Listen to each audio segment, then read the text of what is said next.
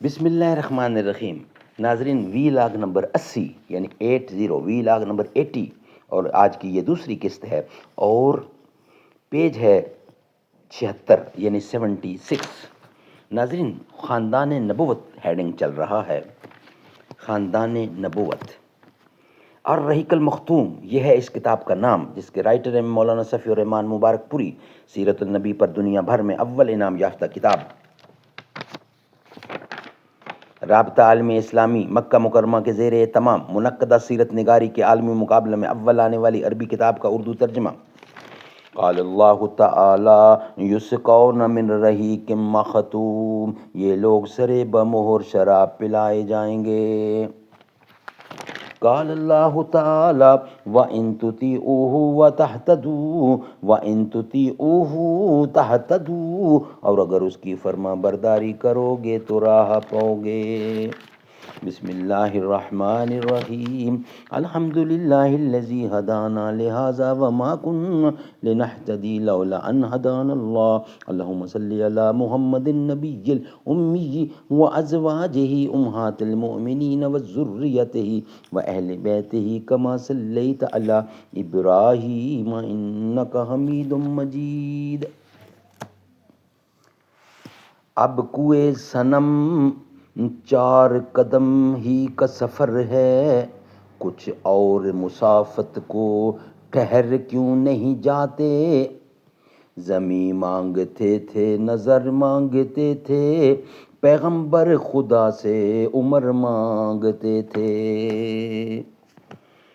وی log number 80 صفحہ number 76، آج کی دوسری قسط خانوادہ ہیڈنگ ہے۔ ناظرین، اس سبجیکٹ کا نام ہے خاندان نبوت، خانوادہ۔ نبی اکرم صلی اللہ علیہ وسلم کا خانوادہ اپنے جد اعلیٰ ہاشم بن عبد مناف کی نسبت سے خانوادہ ہاشمی کے نام سے معروف ہے، اس لیے مناسب معلوم ہوتا ہے کہ ہاشم اور ان کے بعد کے بعض افراد کے مختصر حالات پیش کر دیے جائیں۔ نمبر 1، ہاشم۔ ہم بتا چکے ہیں کہ جب عبد مناف اور بنو عبد الدار کے درمیان عہدوں کی تقسیم پر مصالحت ہو گئی تو عبد مناف کی اولاد میں ہاشم ہی کو سقایا اور رفادہ یعنی حجاج کرام کو پانی پلانے اور ان کی میزبانی کرنے کا منصب حاصل ہوا۔ ہاشم بڑے معزز اور مالدار تھے۔ یہ پہلے شخص ہیں جنہوں نے مکے میں حاجیوں کو شوربہ روٹی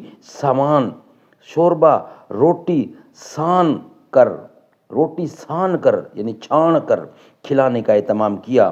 ان کا اصل نام عمر تھا، لیکن روٹی توڑ کر شوربے میں ساننے یعنی چھاننے کی وجہ سے ان کو ہاشم کہا جانے لگا، کیونکہ ہاشم کے معنی ہیں توڑنے والا۔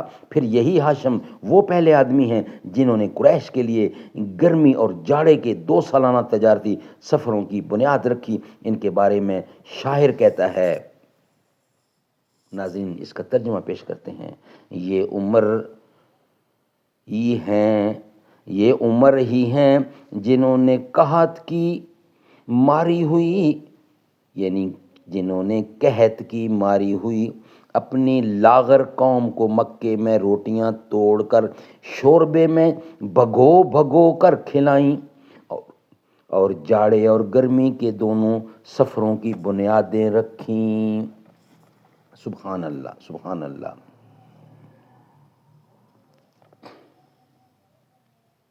ناظرین، ان کا ایک اہم واقعہ یہ ہے کہ وہ تجارت کے لیے ملک شام تشریف لے گئے۔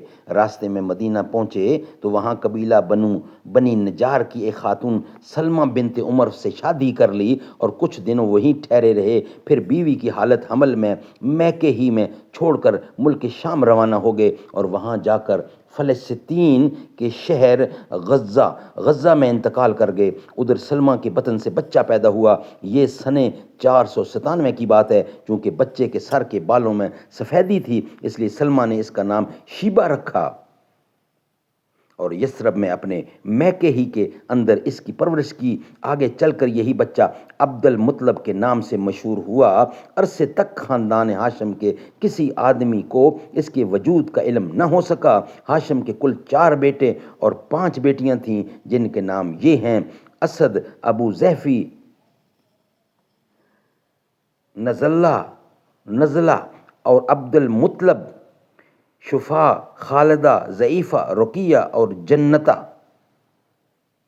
ناظرین، یہ ویلاگ یہاں ہی کمپلیٹ ہوتا ہے. انشاءاللہ نیکسٹ ویلاگ میں ہم آپ کے سامنے رکھیں گے. دوسرا ہیڈنگ ہے عبد المطلب. عبد المطلب یہ ہم آپ کے سامنے رکھیں گے ہیڈنگ نیکسٹ. یہ ویلاگ ہمارا یہاں ہی کمپلیٹ ہوتا ہے. یہ کہتی تھی گھر گھر میں جا کر حلیمہ، میرے گھر میں خیر الورا آ گئے ہیں. بڑے اوج پر ہے میرا اب مقدر، میرے گھر حبیب خدا آ گئے ہیں. اٹھی 4 سو رحمتوں کی گھٹائیں، معطر ہیں ساری فضائیں فضائیں. خوشی میں یہ جبریل نغمے سنائے، وہ شافع روضے جزا آ گئے ہیں. اے سن کر سخی آپ کا آستانہ ہے، دامن پسارے ہوئے سب زمانہ. خدا کے کرم سے نکیرین آ کر کہیں گے زیارت کا مسئلہ سنا کر. اٹھو بحر تعظیم نور الحسن، اب لحد میں حضور خدا آ گئے ہیں.